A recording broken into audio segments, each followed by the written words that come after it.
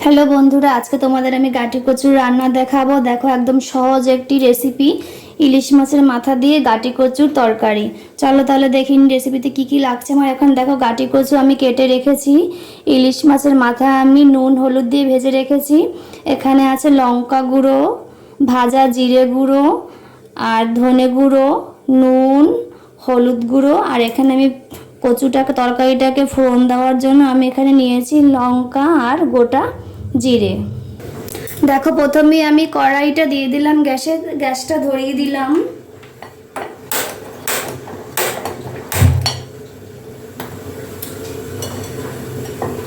कड़ाईर भितरे आमी जल दिए देब।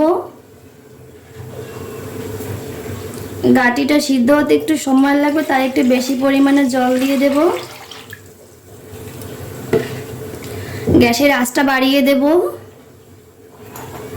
तारपरे एर भितरे आमी हलुद गुड़ो दिए देब,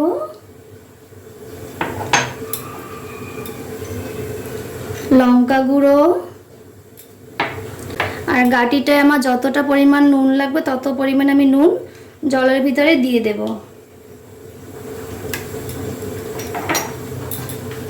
और आमी ऊपर थेके सादा तेल एकटु दिए देब।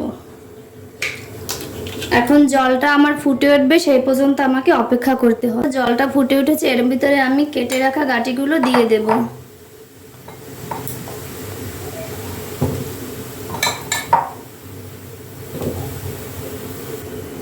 গাঠিগুলো দেওয়া হয়ে গেছে। এখন আমি এগুলোকে এর ভিতরে ভালোভাবে সিদ্ধ হবে ততক্ষণ পর্যন্ত আমি অপেক্ষা করব। জলটা একটু দেখো, কচুর গাঠিগুলো অনেক সিদ্ধ হয়ে গেছে প্রায়। আমার ফোড়ন দেওয়ার সময় প্রায় হয়ে আসছে, আর একটু সিদ্ধ হোক। দেখো আমার কচুর গাঠিগুলো সিদ্ধ হয়ে গেছে। এখন আমি এটাকে ফোড়ন দেওয়ার জন্য নামিয়ে নেব।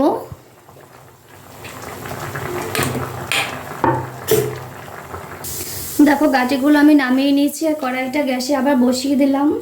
কড়াইটা গরম হয়ে গেল, এর ভিতরে সাদা তেল দিয়ে দেব ফোড়ন দেওয়ার জন্য।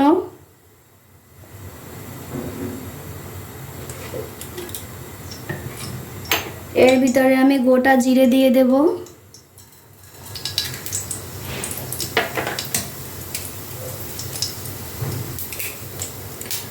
আর শুকনো লঙ্কা দিয়ে দেব।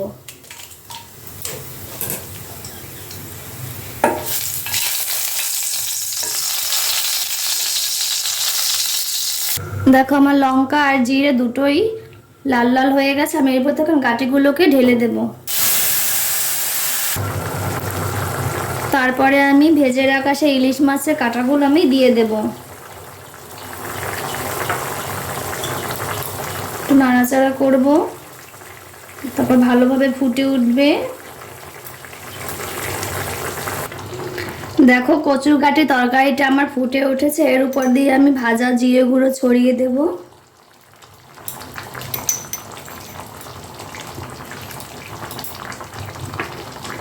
আর ধনে গুঁড়ো ছড়িয়ে দেব।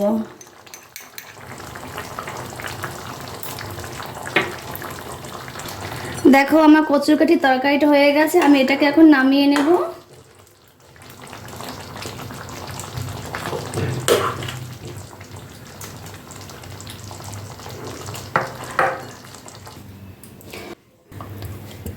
देखो तैरी हो गेल आमार इलिश माछेर माथा दिए गाठी कचुर तरकारी। और आमार এই রেসিপিটা যদি তোমাদের ভালো লাগে তাহলে তোমরা অবশ্যই কমেন্ট করে জানাবে। আর ভিডিওটা কেমন হলো তাহলে অবশ্যই তোমরা সাবস্ক্রাইব করবে। ওকে, টাটা।